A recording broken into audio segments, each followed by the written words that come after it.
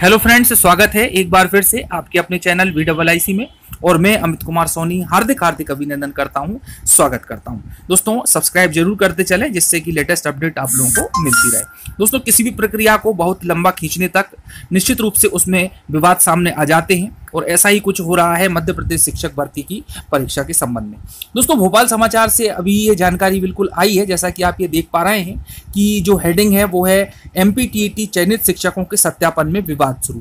तो दोस्तों ये विवाद अभी का नहीं है, जब भी वेरिफिकेशन हुए हैं एलाइड सब्जेक्ट वालों का ये विवाद हमेशा सामने आया है और हजारों की संख्या में कैंडिडेट्स को बाहर कर दिया गया है कि एलाइड सब्जेक्ट इसमें मान्य नहीं है, ऐसा कह करके। और दोस्तों 28/8/2018 को जो ऑर्डर बताया गया था और जो मैंने आप लोगों को इसके पहले के भी वीडियो में बताया, उसमें विषयों के नाम स्पष्ट रूप से लिखे गए थे, लेकिन जो रूल बुक थी उसमें किसी भी प्रकार से क्लेरिफिकेशन नहीं था। तो इसी के संबंध में जब शिक्षा विभाग में हमने जो मंत्री जी हैं, हमारे शिक्षा मंत्री परमार जी से भी बात की, तो उनसे सवाल जवाब किए गए। तो उसके बारे में मैं बताऊंगा कि उन्होंने क्या कहा। पहले जान लेते हैं कि आखिर मैटर क्या है, मामला क्या है और क्या ये कोर्ट कचहरी का मैटर बनेगा, मुद्दा बनेगा।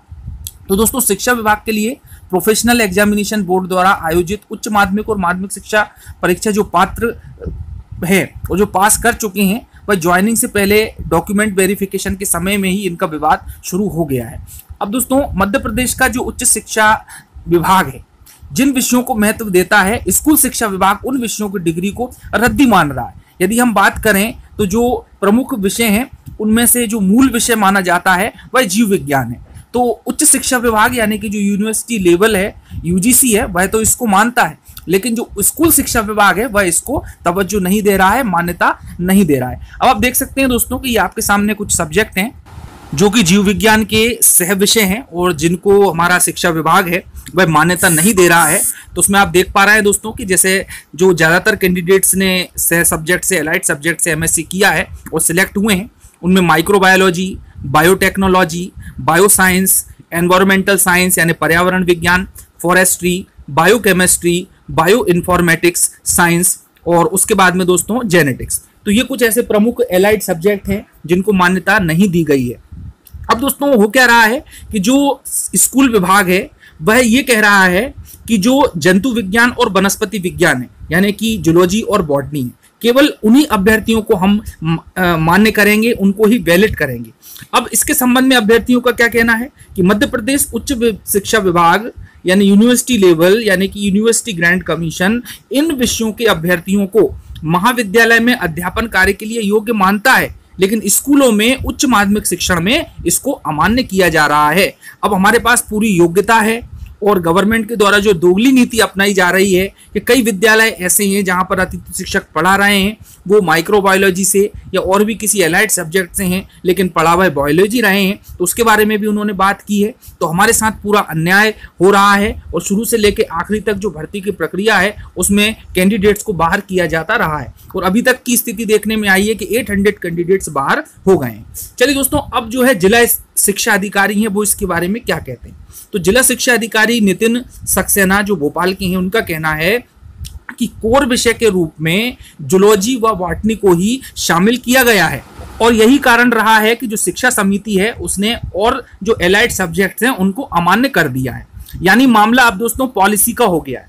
मध्य प्रदेश की शिवराज सरकार माइक्रोबायोलॉजी, बायोटेक्नोलॉजी, बायोकेमिस्ट्री इन सब्जेक्ट्स को कोर विषय के रूप में मान्यता नहीं दे रही है और अब दोस्तों ऐसा ना होने पर इस प्रकार की दोगली नीति अपनाए जाने के कारण अब जो है अभ्यर्थी कोर्ट में जाने की कोशिश कर रहे हैं। अब दोस्तों जहां तक कोर्ट की बात आती है तो इंद्र सिंह परमार जी जो कि शिक्षा मंत्री हैं, उनसे इसके संबंध में सवाल जवाब किए गए।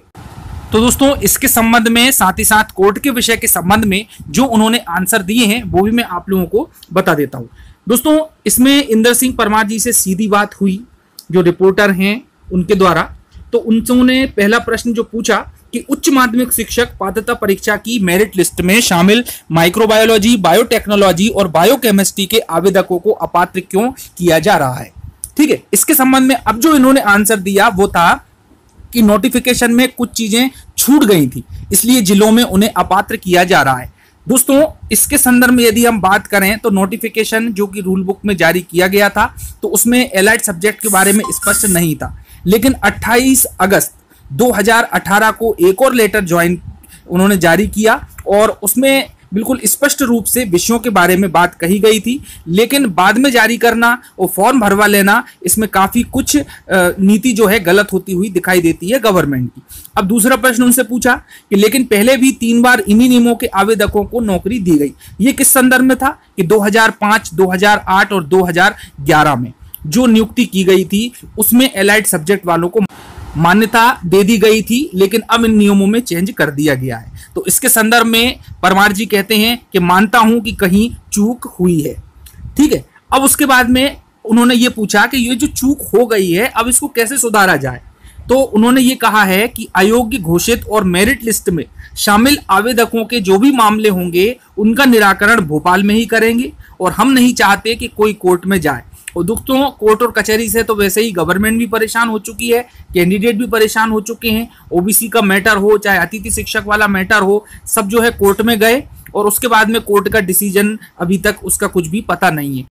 दोस्तों, एलाइड से संबंधित कोर्ट में भी मामला चल ही रहा है। जैसा कि आप लोगों को पता हो कि हिना शाह, जिनका की सब्जेक्ट रहा था एलाइड और उनको भी बाहर कर दिया गया था प्रक्रिया से, तो उन्होंने कोर्ट में याचिका लगाई और उसके साथ में भी अन्य कई कैंडिडेट थे, लेकिन अभी तक उसका कुछ भी पता नहीं है। और उन्होंने सोशल मीडिया पर मांग की थी कि जो भी उनके साथ हैं तो justice for allied subject, allow meritorious candidate in MPTET, इस प्रकार के स्लोगन के साथ में उन्होंने अपना आंदोलन चालू किया था।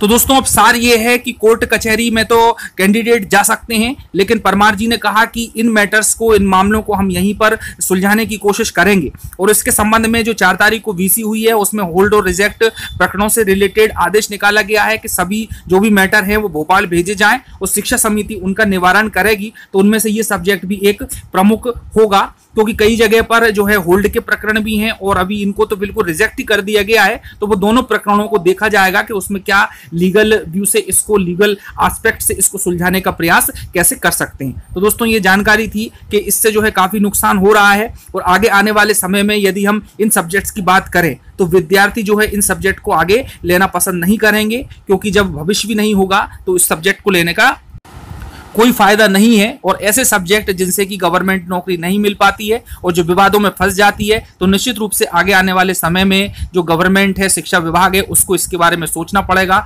मंथन करना पड़ेगा। तो दोस्तों, चैनल को सब्सक्राइब जरूर कर दें, शेयर करें वीडियो को। मिलते हैं अगली जानकारी के साथ। धन्यवाद। जय हिंद।